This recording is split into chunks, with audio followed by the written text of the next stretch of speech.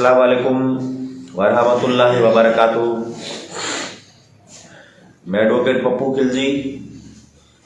आज हम जयपुर में हैं और आज जयपुर में सीएमओ में हमारी मीटिंग संयुक्त सचिव के साथ हुई थी। उसकी जानकारी मैं आपको रख देता हूँ उर्दू आंदोलन को लेकर कि क्या बात हुई, क्या मीटिंग में हमारा मुद्दा था। सभी साथी इस लाइव से जल्द जुड़ जाएं।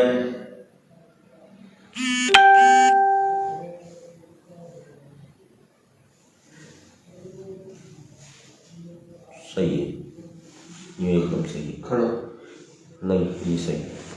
रोटेट कर दिया हो गया, रोटेट है। आप रोटेट डालें।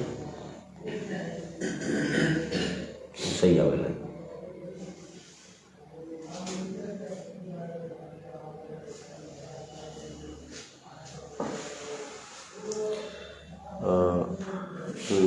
रोटेट है। सभी साथी इस लाइव से जुड़ जाए जल्दी से जल्दी एवं इसको ज्यादा से ज्यादा शेयर कीजिए।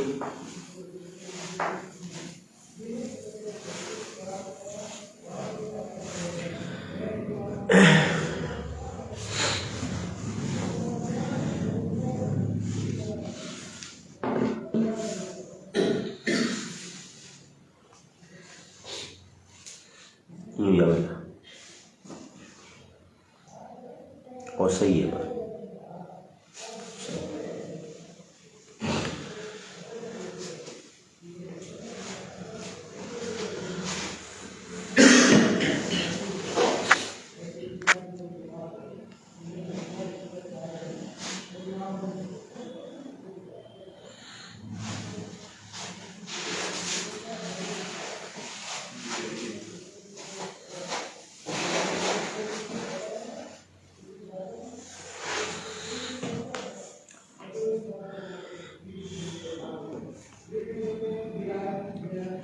आज हमारी मीटिंग जो हुई संयुक्त सचिव के साथ में, उसमें हमने जो हमारी मांग थी कि उर्दू के जो आपने 600 पद बढ़ाने की मांग की, पहले हमारे 309 थे और अब आपने 600 पद बढ़ाने के लिए जो निदेशक महोदय ने जो प्रपोजल भेजा था और वो प्रपोजल वित्त विभाग में अटका हुआ है। उस प्रपोजल को वित्त विभाग से स्वीकृति दिलाने के लिए हमने आज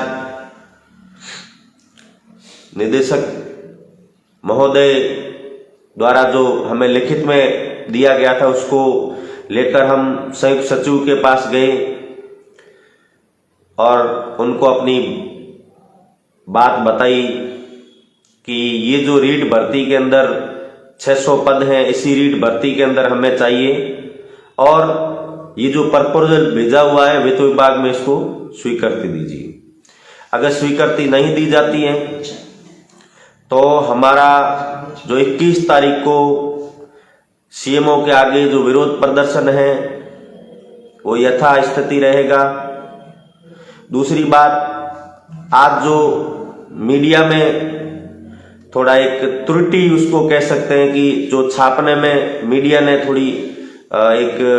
थोड़ी त्रुटि हो गई थी उसमें, जैसे लेवल 1 और लेवल 2 वाला कुछ ऐसा मसला हो गया था। तो मैं आपको बता दूं कि लेवल 2 के ही ये 542 पद हैं और बाकी बचे 58 पद वो हैं सेकंड ग्रेड के। लेवल 1 का इसमें कोई लेना देना नहीं था। ये लड़ाई लेवल 2 के उर्दू के अभ्यर्थियों की थी और वही लेवल 2 के अभ्यर्थियों के लिए ही हम लड़ रहे हैं। उर्दू के लेवल 2 के अभ्यर्थी जो कि रीट के पात्र थे, उन्हीं के लिए ही हमारी ये जो आंदोलन हम कर रहे हैं उर्दू को बचाने के लिए। हमारी तहजीब को बचाने के लिए, हमारी जबान को बचाने के लिए, हमारी संस्कृति को बचाने के लिए। तो आज हम जयपुर में हैं, कल का दिन हमारे पास है।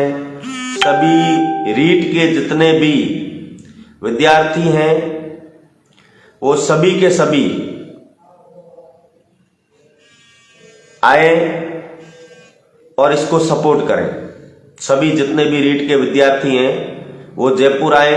21 को जयपुर में सिविल लाइन से हम जाएंगे और सीएमओ के आगे प्रदर्शन करेंगे, क्योंकि ये सरकार हमारी सुनने वाली नहीं है। आज भी हमने उन्हें कहा तो उन्होंने यही कहा कि जल्द आपकी सीटें बढ़ जाएगी।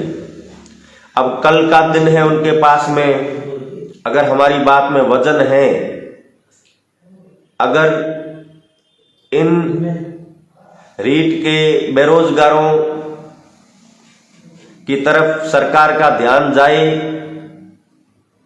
तो कल तक का समय है। अगर कल तक का समय में ये कुछ करते हैं तो ठीक है, वरना हमें किसी प्रकार का आश्वासन ना चाहिए, ना हम आश्वासन से अपना आंदोलन रोकेंगे। इसी को लेकर ही मैं आपके बीच में लाइव में आया हूं कि कुछ जो कंफ्यूजन था कि ये क्या है, तो आज आपकी आवाज तो सरकार के कानों में पहुंच चुकी है कि हम जयपुर में हैं। सरकार के कानों में ये आवाज पहुंच चुकी है कि हम जयपुर में हैं और हम लोग परसों 21 तारीख को एक प्रोटेस्ट करेंगे। अब सरकार को चाहिए कि हम प्रोटेस्ट करें या न करें, ये विरोध प्रदर्शन करें या न करें। अगर सरकार चाहती है कि हम ये विरोध प्रदर्शन न करें तो सरकार को चाहिए कि वो हमारी बात को मान ले। हमारी मांग जायज है, हमारी मांग एकदम सही है। रीट की जो घोषणा की थी, या तो सरकार को घोषणा करनी नहीं चाहिए थी। अगर सरकार ने घोषणा की है तो सरकार को इस घोषणा को पूरा करना चाहिए। बजट भी 250 करोड़ रुपए का स्वीकृत किया है, तो ये बजट घोषणा ये पूरी करनी चाहिए। ये सरकार ने अपना वादा उर्दू के चाहने वालों के लिए, उर्दू तहजीब को चाहने वालों के लिए, या उर्दू पढ़ने वाले बच्चों के लिए और उर्दू में अपना मुस्तकबिल देखने वालों के लिए एक तोहफा दिया था। कल एक बहुत बड़ा पिटारा सीएम साहब ने खोला, तो मैं सीएम साहब को कहना चाहूंगा कि आप पिटारों पे पिटारे खोल तो रहे हैं, मगर दे क्या रहे हैं मुस्लिमों को? सिर्फ ये पिटारे आपके हवाई हैं या फिर इन पिटारों में कुछ दम भी है? आप ये कहते हैं कि हमने अल्पसंख्यकों के लिए ये किया, हमने अल्पसंख्यकों के लिए ये किया, हमने वो किया, तो जमीन स्तर पर आपका कोई काम हमें दिखाई नहीं दे रहा है। आप अगर अल्पसंख्यकों के लिए कुछ करना चाहते हैं तो ये अल्पसंख्यक अपनी 1000 रीट की भर्ती में पद मांग रहे हैं, ये दे दो सबसे पहले। ये अल्पसंख्यक रीट के पात्र ये आपसे विनती कर रहे हैं कि आप इनको ये पद स्वीकृत कर दो। इससे ज्यादा ये क्या चाहेंगे आपसे? इन्होंने 7 दिन बीकानेर में धरना प्रदर्शन किया, जिसके अंदर ये विद्यार्थी वहां पर अर्धनग्न होकर बैठे रहे, इतनी बड़ी सर्दी में, ठिठुरन में। फिर भी आपने उनकी बात को नहीं समझा। मजबूरन मुझे आत्मदाह की चेतावनी देनी पड़ी। उसके बाद आपकी सरकार चेती, फिर आपके सरकार के नुमाइंदे हमारे पास आते हैं कि हमने कब आपकी बात नहीं मानी। तो 7 दिन तक ये गूंगी बहरी सरकार और इनका प्रशासन, जो कि ये कहता है कि सरकार के ही हम प्रतिनिधि हैं, इन्होंने हमारी बात नहीं सुनी थी। 8वें दिन हमारा समझौता लिखित में हुआ, क्योंकि मैं कभी भी कोई भी काम करता हूं तो वो सब आपके सामने होता है। लिखित में समझौता हुआ जो आपके सामने था। निदेशक महोदय ने यह कहा था कि 600 पद उनके लिए मैंने आपका यहां से प्रपोजल भेज दिया है। हम कैसे माने आपने प्रपोजल भेजा? तो उन्होंने हमें लिखित में दिया। हमने वो जो लिखित में दिया वो बात हमने आगे सबके सामने रखी और हमने सरकार को 10 दिन का समय दिया कि सरकार 10 दिन का समय ले और 10 दिन के अंदर राजस्थान सरकार 10 दिन का समय सोचने का भी देना पड़ता है इनको, क्योंकि इनको सोचने के लिए समय चाहिए। इनको इन बेरोजगारों का उनका दुख नहीं पता चलता है, उनके दुख को ये समझ नहीं सकते, उनके दर्द को नहीं समझ सकते, मगर इनको 10 दिन का समय चाहिए। हमने इनको 10 दिन का समय दिया। 10 दिन आज पूरे हो चुके। आज हमने फिर भी समझौता वार्ता की कि हो सकता है कि उस वार्ता के अंदर कुछ निचोड़ निकल के आए। तो उनकी तरफ से उनका प्रतिनिधित्व कर रहे थे श्रीमान संयुक्त सचिव ललित जी। उनके साथ हमारी मीटिंग हुई। मीटिंग में हमने अपनी बात रखी तो उन्होंने हमें यह आश्वासन दिया कि आने वाले 1-2 दिन के अंदर अंदर आपका प्रपोजल स्वीकार करके वित्त विभाग से स्वीकृति मिल जाएगी। जबकि हमने कैबिनेट मंत्री से जब मुलाकात की तो मैंने वित्त विभाग की स्वीकृति के बारे में भी कहा कि आप और कुछ नहीं तो आप ये वित्त विभाग से स्वीकृति दिलवा दीजिए, इतना ही कीजिए कि ये तो फाइनेंस डिपार्टमेंट का काम है, ये तो हमसे नहीं होगा, खजाना खाली है। तो जब सरकार का खजाना खाली है तो ये खजाना फिर ये पिटारे कैसे खोल रही है सरकार? जब सरकार के खजाने में पैसा ही नहीं है तो ये सरकार अल्पसंख्यकों के लिए इतना योग क्यों कर रही है? या इस सरकार को डर लग रहा है अल्पसंख्यकों से? कुछ न कुछ डर सता रहा है अल्पसंख्यकों से, तभी जाकर सरकार इस प्रकार डरी हुई ये अल्पसंख्यकों के लिए जाते जाते पिटारे खोल रही है। और ये सिर्फ पिटारे हवा हवाई है। मैं आप सबको बता देना चाहूंगा, जमीन स्तर पर कुछ हो सकता है तो हम भी देखेंगे क्या होता है। आज मैंने वक्फ बोर्ड के चेयरमैन साहब से भी आज मिलकर उनको जो फलोदी के अंदर रायका बाग कब्रिस्तान है जो उसके लिए भी हमने बात की कि उसके ऊपर अवैध कब्जे हो रखे हैं, उसको अतिक्रमण मुक्त करवा के ये जमीन मुस्लिम समाज को सौंपी जाए। और दूसरी जोधपुर के अंदर जो तकिया चांसा की जमीन है विवादित, जहां पर भी अतिक्रमण कब्जे हो रखे हैं, उस अतिक्रमण को भी मुक्त करके वो जमीन वक्फ की संपत्ति है वो भी मुस्लिम समाज को सौंपी जाए। तो इन 2 मुद्दों को हमने साथ लिया। कौम के मुद्दे हैं, ये रीट का जो ये मुद्दा है, ये रीट का मुद्दा न समझा जाए, इसको उर्दू का दर्द समझा जाए, उर्दू जबान का दर्द समझा जाए, जो हमारी संस्कृति हमारी विरासत कह सकते हैं हम। आज हमारी विरासत खतरे में है। आप सबसे मैं हाथ जोड़ के विनती करता हूं, इस विरासत को बचा लीजिए। ये विरासत अगर आप इस समय नहीं बचा पाए तो कभी नहीं बचा पाएंगे। हाथ जोड़कर मेरी विनती है कि इसको सिर्फ इन बेरोजगारों का मुद्दा मत समझिए।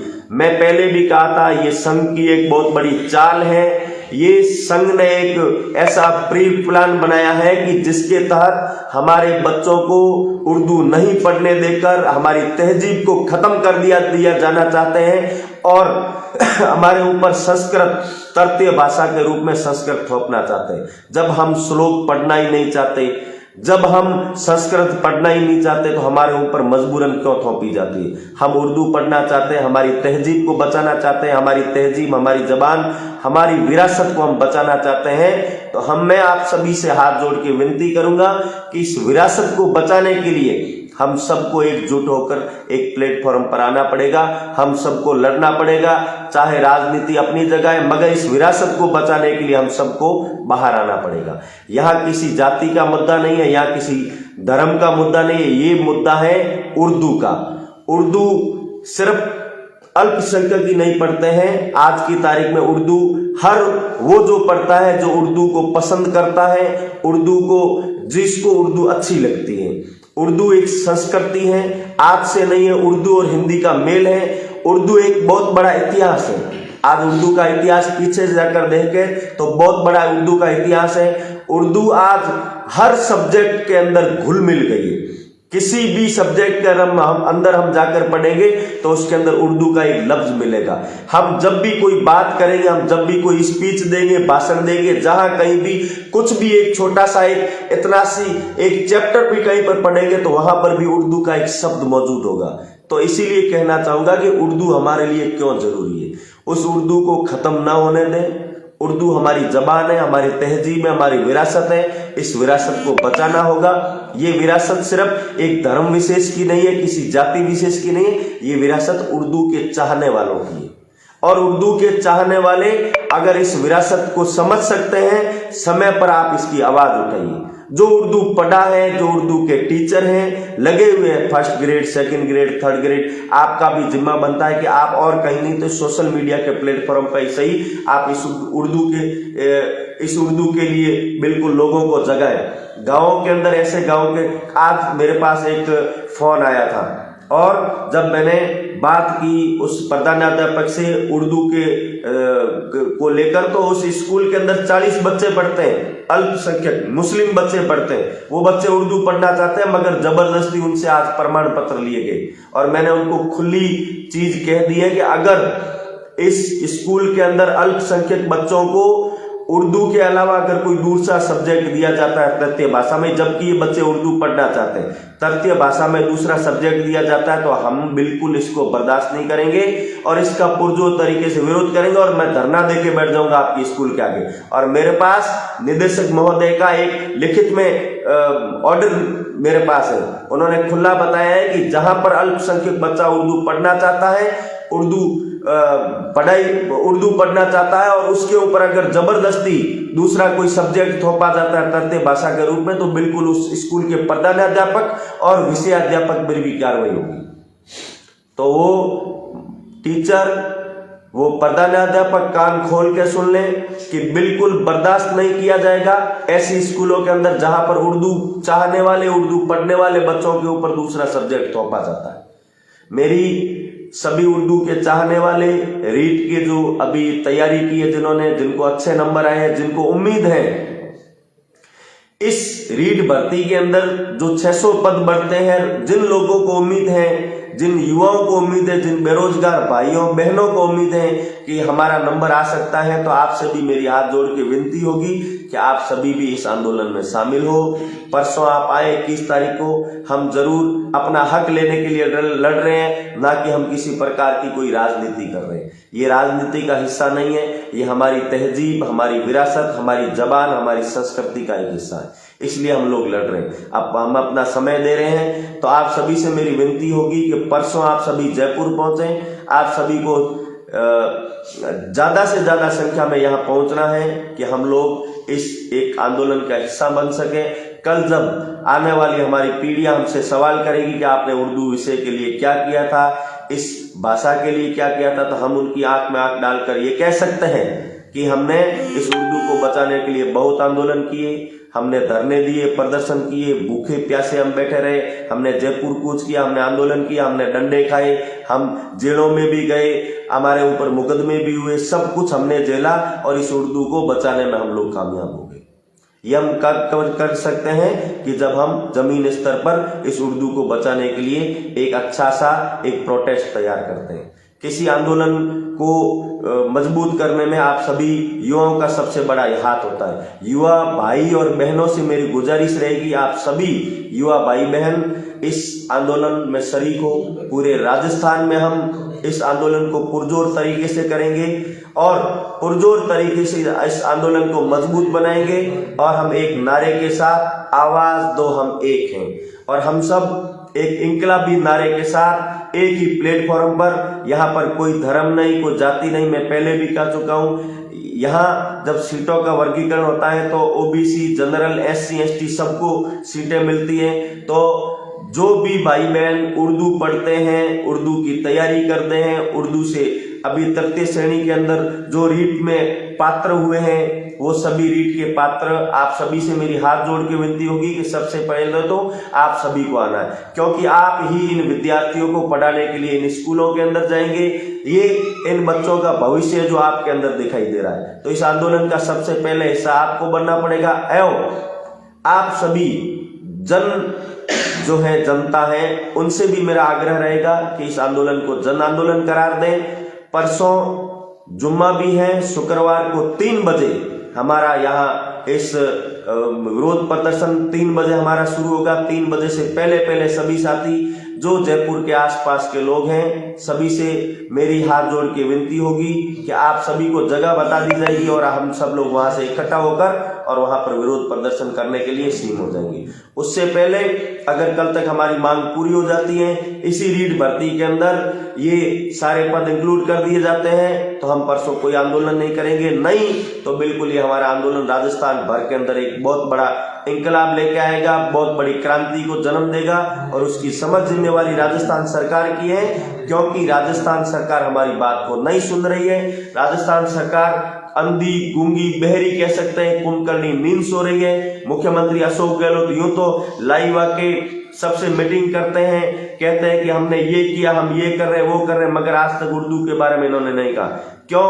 क्योंकि ये उर्दू के चाहने वालों का आंदोलन बहुत बड़ा आंदोलन है। इसको बिल्कुल भी ऐसा ना लिया जाए कि कुछ नहीं, ये मुख्तसर से लोग या मुख्तसर से लोग एक हम चिंगारी भले ही हैं, हम चिराग भले ही हैं, मगर ये चिराग ये चिंगारी एक बहुत बड़े आंदोलन का रूप लेगी। बहुत शुक्रिया, धन्यवाद आप सभी का जो साथी इस लाइव में जुड़े। आप सभी इस लाइव को शेयर कीजिए, ज्यादा से ज्यादा संख्या में हम सबको जयपुर इस 21 तारीख को 21 जनवरी को इस प्रोटेस्ट का हिस्सा बनना है। हमें एक ऐतिहासिक इस प्रोटेस्ट को, इस आंदोलन को, इस विरोध प्रदर्शन को ऐतिहासिक बनाना है कि सरकार हिल जाए और सरकार हम सब की बात को सुने, हमारी बात को माने।